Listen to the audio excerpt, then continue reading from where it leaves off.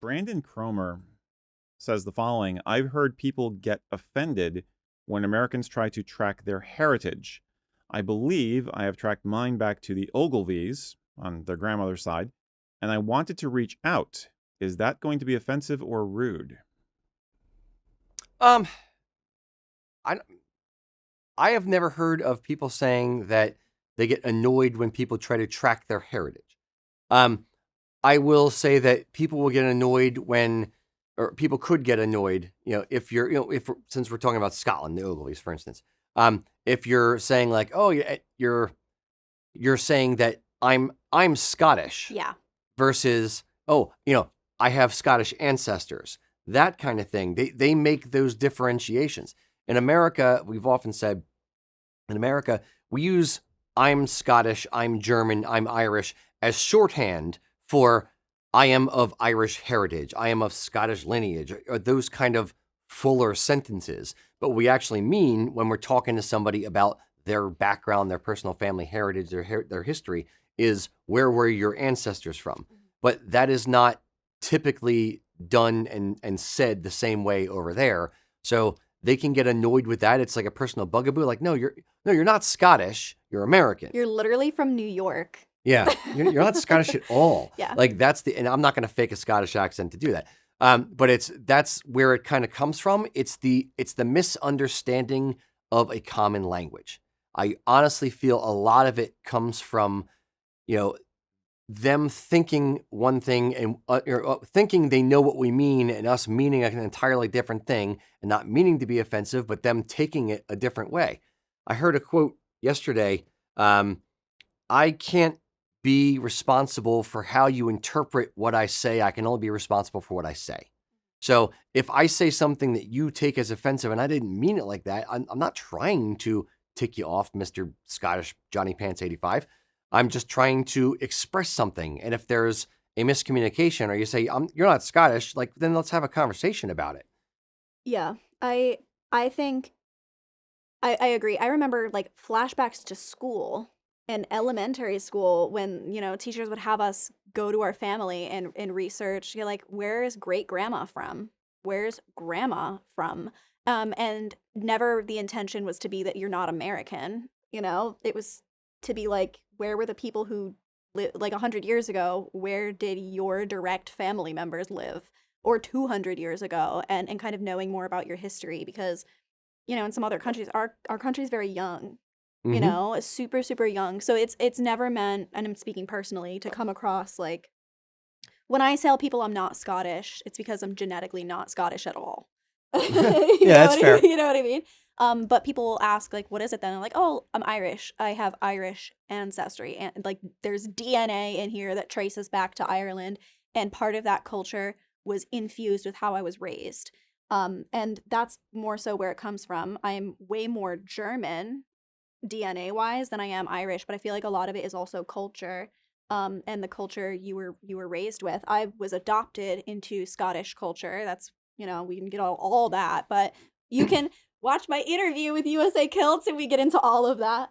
But plug. But yeah, so adopted into the culture. I think it's super awesome that you want to trace your family back and learn more about where you come from. Just as a general thing, that's super cool. And I don't think anybody who understands what you're actually doing would be offended by it. Yeah. That's just my personal. And if they are, it's your literal life and existence and where you come from. I don't think you should let a couple naysayers, stand in the way of like discovering that about where you come from. Yeah. And I would also, you touched on a point. You just, had a memory pop into my brain. You had to do, family research, for a school project. I just remembered I had to do something very similar to that. I think it was either early college or late high school. I had to do the same kind of thing. And now that I'm thinking about it, like critically right now in this moment, I think more schools should make kids do that.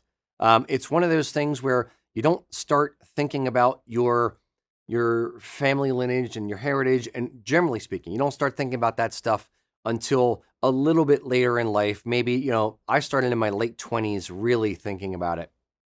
but a lot of people don't start thinking about it until their 30s, 40s, when their parents, frankly and morbidly speaking, when their parents die.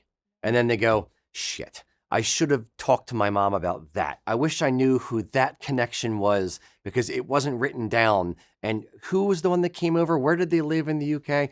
And you lose that. And if you don't have those discussions, if you don't have that written down and documented, it could go away forever. Now, with genetics, with Ancestry.com, with tools at our disposal, some of uncovering that stuff is becoming a little bit easier. But I think getting kids involved in those things earlier, mandatorily speaking, through a school project or something, could spark that interest in some younger kids and getting them excited about their family heritage. And then maybe, talking to grandpa about like, oh yeah, we came from Scotland and, actually our family has a tartan and here it is, and getting them interested in those kind of things. Or we came over from Ireland and, during the potato famine and this, and learning these little nuggets of the trials and tribulations of your own family, of your own story, can sort of spark that in people. And that helps push the whole thing forward, because once you miss a gap year or a gap generation or two of no interest, it tends to kind of go away. 1000%. I mean, if anybody is unaware, it was the conversation I had with my grandma after my stepdad legally adopted me through the legal system. It was the conversation where she said, okay, you're a Duncan now.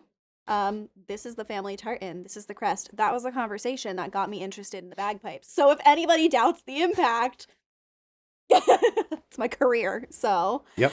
I mean, yeah. And I think those conversations are great. And the ones that I had in school, I had to interview my grandparents. And now my grandfather's not with us anymore. And I would not have interviewed my grandfather as an 11-year-old if it wasn't for a school project. And so, like, those are core memories that I have now, getting to learn about where my grandma's parents were from, who she never talks about, or who my grandfather's like where they were from. And it's very cool. It's not everybody's from here. Yeah. And just a few generations back, none of us were. So we didn't just spawn in America. I'm also a very big proponent of recording it. We have a lot of cameras sitting around here right now. So obviously I'm a big proponent of recording it, but recording conversations, recording stories, recording, like, literally, here's something random that you need to do if your parents are older or if your grandparents are older. Trust me, do it.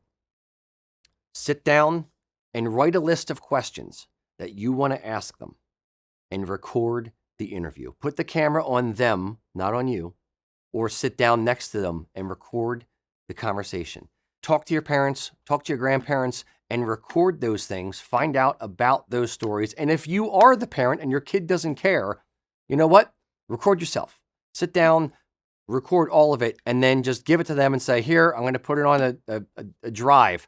Go look at this in a few years when you want to learn about your family history. But preserve it. That is the point. And to the commenter, circling back, I feel like empowered to like do research. I already have done it, but I want to do it again. But to the commenter, yeah, I mean, reach out. Reach out to your distant family members, distant relatives, and that's special. Having that is special. Yeah, I agree. I wish I had recorded as an 11-year-old. I'll say one comment from here from Mies regarding the person who was concerned about offending the Ogilvies. I would say that if you find an Ogilvy who is also interested in genealogy, they're not going to be offended. Yeah. They're going to be, if you find someone through a genealogy circle, through that hobby, through that activity, they're going to be as pleased to talk to you as you are to them.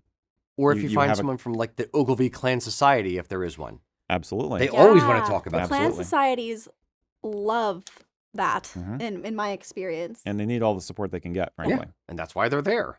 Yeah. Yeah, 100%. So good luck. Yeah.